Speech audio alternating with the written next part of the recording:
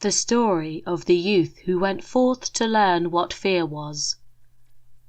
A certain father had 2 sons, the elder of whom was smart and sensible, and could do everything, but the younger was stupid, and could neither learn nor understand anything, and when people saw him, they said, "There's a fellow who will give his father some trouble." When anything had to be done, it was always the elder who was forced to do it, but if his father bade him fetch anything when it was late, or in the night time, and the way led through the churchyard, or any other dismal place, he answered, "Oh, no, father, I'll not go there, it makes me shudder," for he was afraid. Or when stories were told by the fire at night which made the flesh creep, the listeners sometimes said, "Oh, it makes me shudder." The younger sat in a corner and listened with the rest of them, and could not imagine what they could mean. "They are always saying, 'It makes me shudder, it makes me shudder.' It does not make me shudder," thought he. "That, too, must be an art of which I understand nothing." Now it came to pass that his father said to him one day, "Hearken to me, you fellow in the corner there. You are growing tall and strong, and you too must learn something by which you can earn your bread. Look how your brother works, but you do not even earn your salt." "Well, father," he replied, "I am quite willing to learn something. Indeed, if it could but be managed, I should like to learn how to shudder. I don't understand that at all yet." The elder brother smiled when he heard that, and thought to himself, "Good God, what a blockhead that brother of mine is. He will never be good for anything as long as he lives. He who wants to be a sickle must bend himself betimes." The father sighed, and answered him, "You shall soon learn what it is to shudder, but you will not earn your bread by that." Soon after this, the sexton came to the house on a visit, and the father bewailed his trouble, and told him how his younger son was so backward in every respect that he knew nothing and learnt nothing. "Just think," said he, "when I asked him how he was going to earn his bread, he actually wanted to learn to shudder." "If that be all," replied the sexton, "he can learn that with me. Send him to me, and I will soon polish him." The father was glad to do it, for he thought, "It will train the boy a little." The sexton therefore took him into his house, and he had to ring the church bell. After a day or 2, the sexton awoke him at midnight, and bade him arise and go up into the church tower and ring the bell. "You shall soon learn what shuddering is," thought he, and secretly went there before him, and when the boy was at the top of the tower and turned round, and was just going to take hold of the bell rope, he saw a white figure standing on the stairs opposite the sounding hole. "Who is there?" cried he, but the figure made no reply, and did not move or stir. "Give an answer," cried the boy, "or take yourself off. You have no business here at night." The sexton, however, remained standing motionless, that the boy might think he was a ghost. The boy cried a second time, "What do you want here? Speak, if you are an honest fellow, or I will throw you down the steps." The sexton thought, "He can't mean to be as bad as his words," uttered no sound, and stood as if he were made of stone. Then the boy called to him for the 3rd time, and as that was also to no purpose, he ran against him and pushed the ghost down the stairs, so that it fell down 10 steps and remained lying there in a corner. Thereupon he rang the bell, went home, and without saying a word went to bed, and fell asleep. The sexton's wife waited a long time for her husband, but he did not come back. At length she became uneasy, and wakened the boy, and asked, "Do you not know where my husband is? He climbed up the tower before you did." "No, I don't know," replied the boy, "but someone was standing by the sounding hole on the other side of the steps, as if he would neither give an answer nor go away, I took him for a scoundrel and threw him downstairs. Just go there, and you will see if it is he. I should be sorry if it were." The woman ran away and found her husband, who was lying moaning in the corner and had broken his leg. She carried him down, and then with loud screams she hastened to the boy's father. "Your boy," cried she, "has been the cause of a great misfortune. He has thrown my husband down the steps so that he broke his leg. Take the good-for-nothing fellow out of our house." The father was terrified and ran thither and scolded the boy. "What wicked tricks are these?" said he. "The devil must have put them into your head." "Father," replied he, "do listen to me. I am quite innocent. He was standing there by night like one intent on doing evil. I do not know who it was, and I entreated him 3 times either to speak or to go away." "Ah," said the father, "I have nothing but unhappiness with you. Go out of my sight. I will see you no more." "Yes, father, right willingly. Wait only until it is day. Then will I go forth and learn how to shudder, and then I shall, at any rate, understand one art which will support me." "Learn what you will," spoke the father. "It is all the same to me. Here are 50 thalers for you. Take these and go into the wide world, and tell no one from whence you came, and who is your father, for I have reason to be ashamed of you."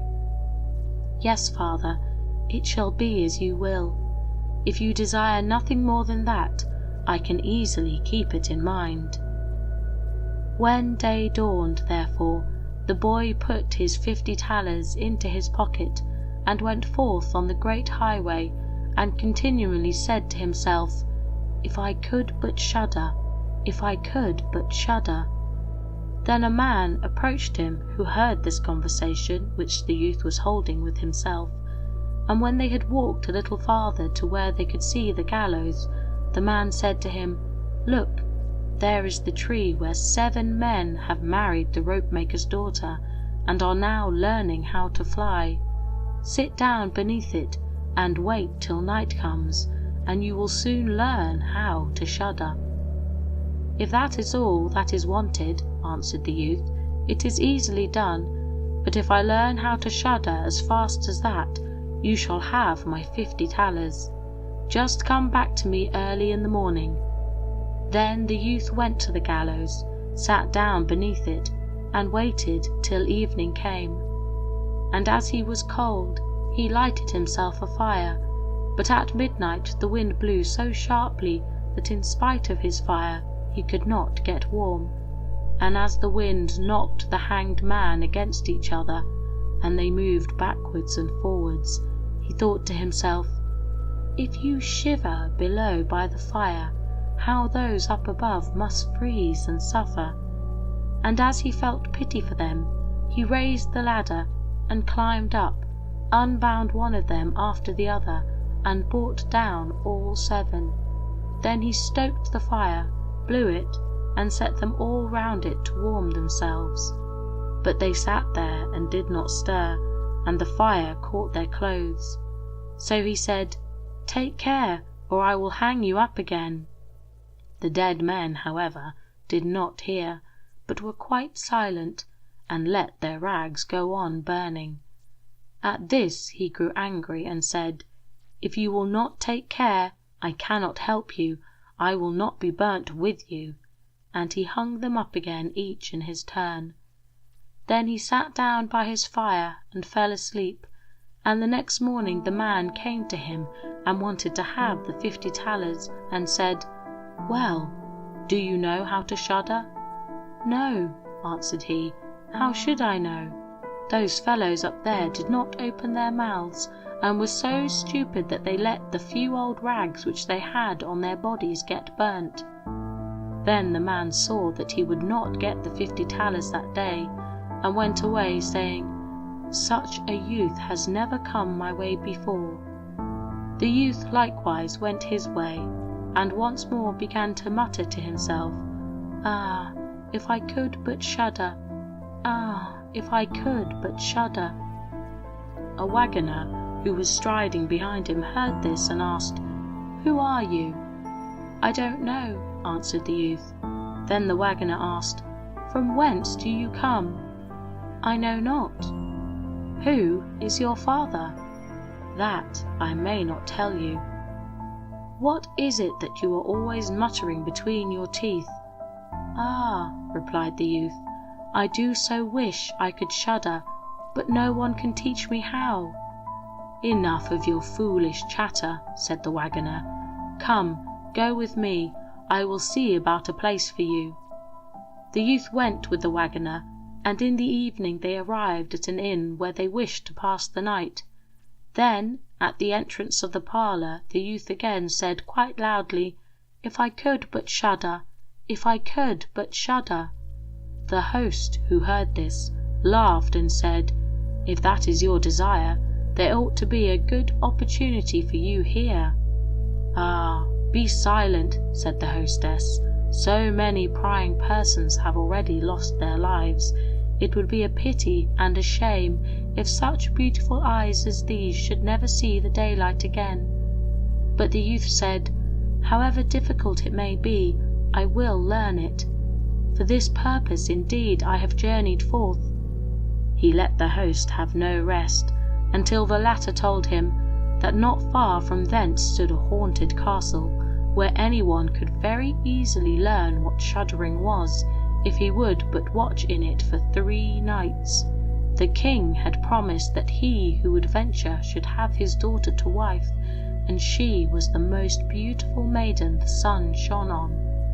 Likewise in the castle lay great treasures, which were guarded by evil spirits, and these treasures would then be freed, and would make a poor man rich enough.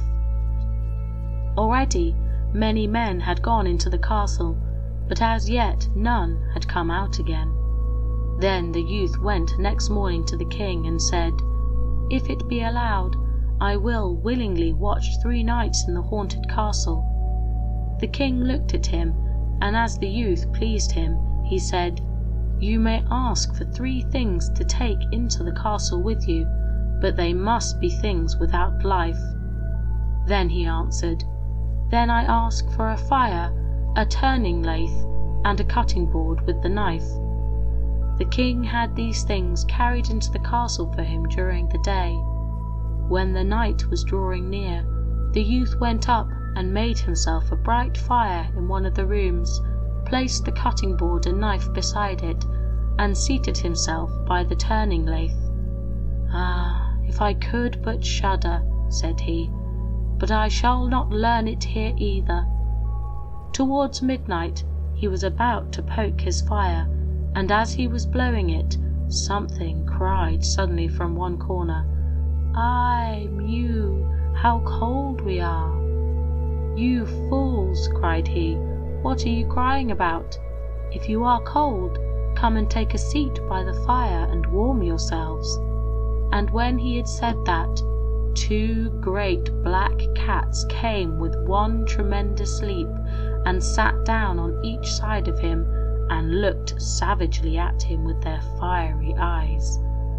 After a short time, when they had warmed themselves, they said, "Comrade, shall we have a game of cards?" "Why not?" he replied, "but just show me your paws." Then they stretched out their claws. "Oh," he said, "what long nails you have! Wait, I must first cut them for you." Thereupon he seized them by the throats, put them on the cutting board, and screwed their feet fast. "I have looked at your fingers," said he, "and my fancy for card playing has gone," and he struck them dead and threw them out into the water. But when he had made away with these 2, and was about to sit down again by his fire, out from every hole and corner came black cats and black dogs with red-hot chains, and more of them came, until he could no longer move, and they yelled horribly, and got on his fire, pulled it to pieces, and tried to put it out. He watched them for a while quietly, But at last, when they were going too far, he seized his cutting knife and cried, "Away with you, vermin," and began to cut them down. Some of them ran away, the others he killed and threw out into the fish pond. When he came back, he fanned the embers of his fire again and warmed himself, and as he thus sat, his eyes would keep open no longer, and he felt a desire to sleep. Then he looked round and saw a great bed in the corner. "That is the very thing for me," said he, and got into it. When he was just going to shut his eyes, however, the bed began to move of its own accord and went over the whole of the castle. "That's right," said he, "but go faster." Then the bed rolled on as if 6 horses were harnessed to it, up and down, over thresholds and stairs, but suddenly, hop, hop, it turned over upside down and lay on him like a mountain. But he threw quilts and pillows up in the air, got out and said, "Now anyone who likes may drive," and lay down by his fire, and slept until it was day. In the morning the king came, and when he saw him lying there on the ground, he thought the evil spirits had killed him, and he was dead. Then said he, "After all it is a pity, for so handsome a man." The youth heard it, got up, and said, "It has not come to that yet." Then the king was astonished, but very glad, and asked how he had fared. "Very well indeed," answered he. "1 night is past, the 2 others will pass likewise." Then he went to the innkeeper, who opened his eyes very wide and said, "I never expected to see you alive again. Have you learnt how to shudder yet?" "No," said he, "it is all in vain. If someone would but tell me." The second night he again went up into the old castle, sat down by the fire, and once more began his old song, "If I could but shudder." When midnight came, an uproar and noise of tumbling was heard about. At first it was low, but it grew louder and louder. Then it was quiet for a while, and at length with a loud scream, half a man came down the chimney and fell before him. "Hello," cried he, "another half belongs to this. This is not enough." Then the uproar began again. There was a roaring and howling, and the other half fell down likewise. "Wait," said he, "I will just stoke up the fire and a little for you." When he had done that, and looked round again, the 2 pieces were joined together, and a hideous man was sitting in his place. "That is no part of our bargain," said the youth. "The bench is mine." The man wanted to push him away. The youth, however, would not allow that, but thrust him off with all his strength, and seated himself again in his own place. Then still more men fell down, one after the other. They brought 9 dead men's legs and 2 skulls, and set them up, and played at 9-pins with them. The youth also wanted to play, and said, "Listen you, can I join you?"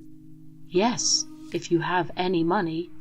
"Money enough," replied he, "but your balls are not quite round." Then he took the skulls and put them in the lathe, and turned them till they were round. "There, now they will roll better," said he. "Hurrah! Now we'll have fun."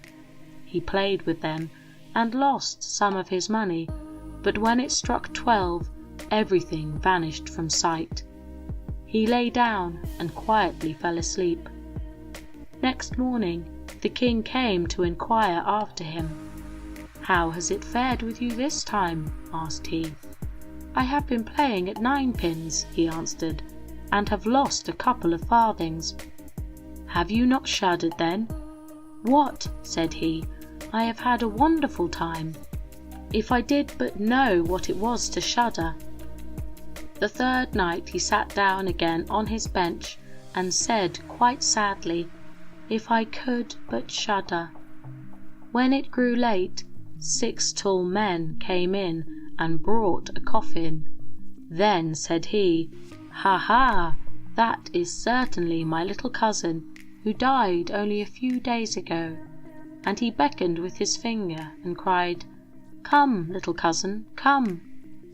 They placed the coffin on the ground, but he went to it and took the lid off, and a dead man lay therein. He felt his face, but it was cold as ice. "Wait," said he, "I will warm you a little," and went to the fire and warmed his hand and laid it on the dead man's face, but he remained cold. Then he took him out and sat down by the fire and laid him on his breast and rubbed his arms so that the blood might circulate again. As this also did no good, he thought to himself, "When 2 people lie in bed together, they warm each other," and carried him to the bed, covered him over, and lay down by him. After a short time, the dead man became warm too, and began to move. Then the youth said, "See, little cousin, have I not warmed you?" The dead man, however, got up and cried, "Now will I strangle you." "What?" said he, "is that the way you thank me? You shall at once go into your coffin again." And he took him up, threw him into it, and shut the lid.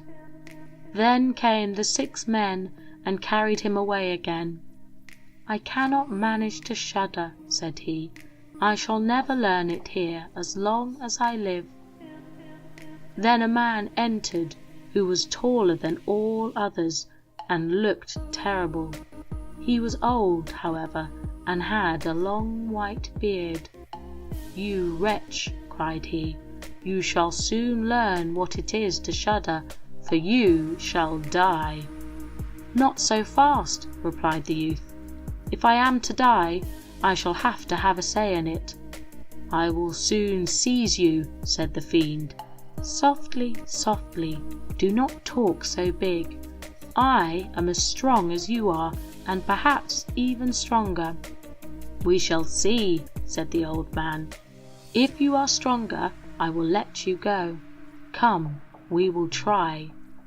Then he led him by dark passages to a smith's forge, took an axe, and with one blow struck an anvil into the ground. "I can do better than that," said the youth, and went to the other anvil. The old man placed himself near and wanted to look on, and his white beard hung down. Then the youth seized the axe, split the anvil with one blow, and in it caught the old man's beard. "Now I have you," said the youth. "Now it is your turn to die." Then he seized an iron bar and beat the old man till he moaned and entreated him to stop, when he would give him great riches. The youth drew out the axe and let him go. The old man led him back into the castle, and in a cellar showed him 3 chests full of gold. "Of these," said he, "one part is for the poor, the other for the king, the third yours." In the meantime it struck 12, and the spirit disappeared, so that the youth stood in darkness. "I shall still be able to find my way out," said he, and felt about, found the way into the room, and slept there by his fire. Next morning the king came and said, "Now you must have learnt what shuddering is." "No," he answered, "what can it be? My dead cousin was here, and a bearded man came and showed me a great deal of money down below, but no one told me what it was to shudder." "Then," said the king, "you have saved the castle, and shall marry my daughter." "That is all very well," said he, "but I still do not know what it is to shudder." Then the gold was brought up, and the wedding celebrated, but howsoever much the young king loved his wife, and however happy he was, he still said always, "If I could but shudder, if I could but shudder." and this at last angered her. Her waiting maid said, "I will find a cure for him. He shall soon learn what it is to shudder." She went out to the stream which flowed through the garden, and had a whole bucketful of gudgeons brought to her. At night, when the young king was sleeping, his wife was to draw the clothes off him and empty the bucketful of cold water with the gudgeons in it over him, so that the little fishes would sprawl about him. Then he woke up and cried, "Oh, what makes me shudder so? What makes me shudder so, dear wife? Ah, now I know what it is to shudder."